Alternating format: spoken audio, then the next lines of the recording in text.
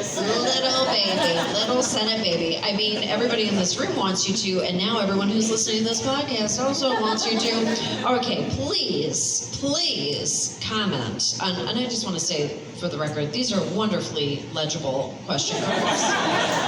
Excellent. You took Tanner's guidance so seriously, and I'm so appreciative. Please comment on the possibility of passing the federal ERA and ERA-MN. So, doesn't it seem like it should be the simplest thing in the world to have in our Constitution the fundamental fact that women are equal? It is like not, I mean, it doesn't seem to me like a particularly complicated thing. Yet the sad facts are that we don't appear to have the votes for that in the United States Senate. And I mean, blessedly, we haven't talked much about the United States House tonight, which is, I appreciate that.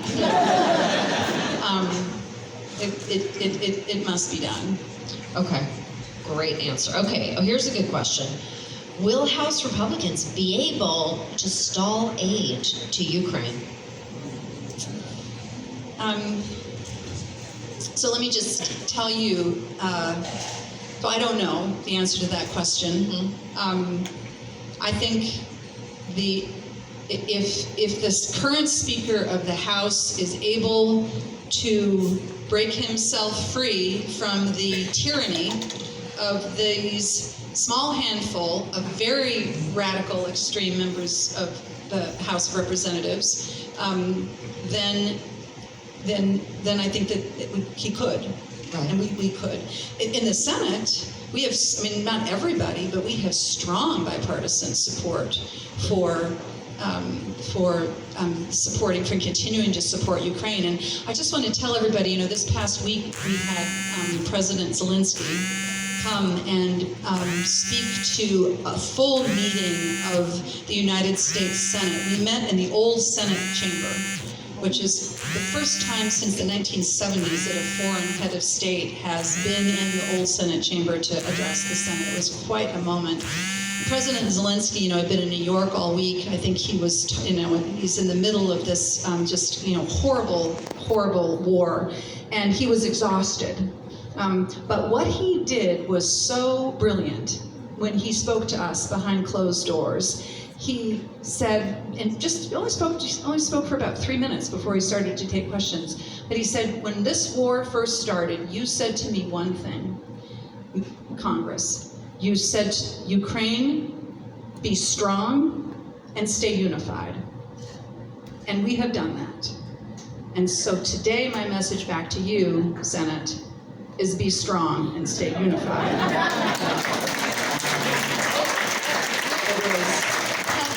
Slava Ukraine! Slava Ukraine! Okay, here's a very good, very serious question. 73% of gun deaths in Minnesota are by firearm suicide. Can and will Minnesota be better? Plus, September is Suicide Prevention Month. Think about how sad that is. It's so sad. That, we know a lot about how to prevent death by suicide. And one of the most important things that we can do is to remove, make sure that people don't have access to guns or other immediate lethal steps that they can take before they can get help. And this is a tragedy that we can't take the action to do that. I want to note again that Minnesota in this last legislative session took some positive steps to try to reduce the prevalence of guns, but especially to try to improve the background checks for owning guns. It was very important work, and there's still so much to do. It is hard. There are a couple of issues, honestly, where it's hard for me to feel a lot of optimism about us getting something done in the near future over the next couple of years. The action that we need to reduce gun violence is one, and immigration is another. those are two really, really important issues. We could have another 2 podcasts talking about those 2 issues, but it's hard to be optimistic right now about that. But we have to keep working. Which job, this is my question, which job prior to, sorry, I interrupted all your questions to ask one more question for myself. Which job prior to being senator do you go back to the most in terms of what influences your thinking and the decisions and the choices that you make now? I think probably being chief of staff for Mark Dayton was the job that I go back to the most. You know, I always worked on the executive branch side. I never worked on the legislative branch side, and so I learned a lot about how big complex public institutions work when I worked for Mark. And then I came to the Senate, and I was like, what are you even doing here?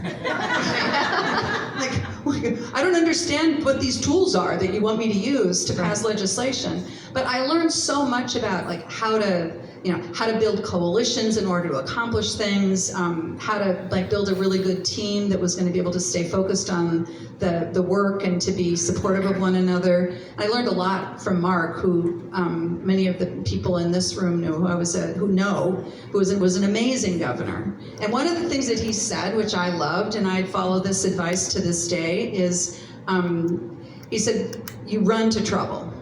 You don't run away from trouble, you run to it. And that is great advice, right? Because especially when you're a leader, you might say, if I run over there, I'm going to get covered with all that, bad stuff. Right. But no, you go to where the trouble is, and people, even if they don't expect you to have all the answers, to just solve all of their problems, but the fact that you're there and you're trying and you get ideas for what to do next, that is really one of the most important things you can do as a leader. Run toward the danger. I love it. Okay, I'm going to ask one. This is going to be my last question, and then I'm going to re-ask a question from before, and we're all going to answer it at the same time, including all of you. And I'll tell you what that is after. Okay, this is a big, wide open question. This is a good one. What are your thoughts about the Supreme Court?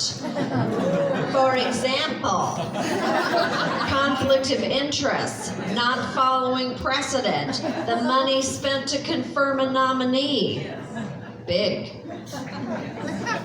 Well, I think that the Supreme Court is broken. Oh, and yes. If you, in this great country, if you see that something is broken, then you have to try to fix it. And certainly the fact that the justices of the Supreme Court don't have a code of ethics that they follow is the most basic of things. So much of this country is built on handshake agreements. Don't you agree? So much of it. Yes. But the other thing, and I think more and more people are appreciating that this is also something we have to look at. We have to understand that this court was packed. This court was packed by Mitch McConnell and Donald Trump. Right. And that is why there is a supermajority, a conservative supermajority, that is going to be there for decades, unless we do something. People in the audience are screaming. God help us. And that is why I believe that Congress should use its authority to add justices to the Supreme Court to restore balance. Yes. That's what the Constitution gives Congress authority to do. It's a very different situation we're in today than we were back in the 1930s when FDR was working on this. Right now, I think we have a real responsibility to fix the court. Oh, this has been an incredible pleasure. Speaking to you has been, I think that the home audience, the audience here has just enjoyed speaking with you, hearing you talk. It's just been incredible. Now, my final question, which is a re-ask, I'm going to ask, what's your news diet? And we're all going to say Minn Post.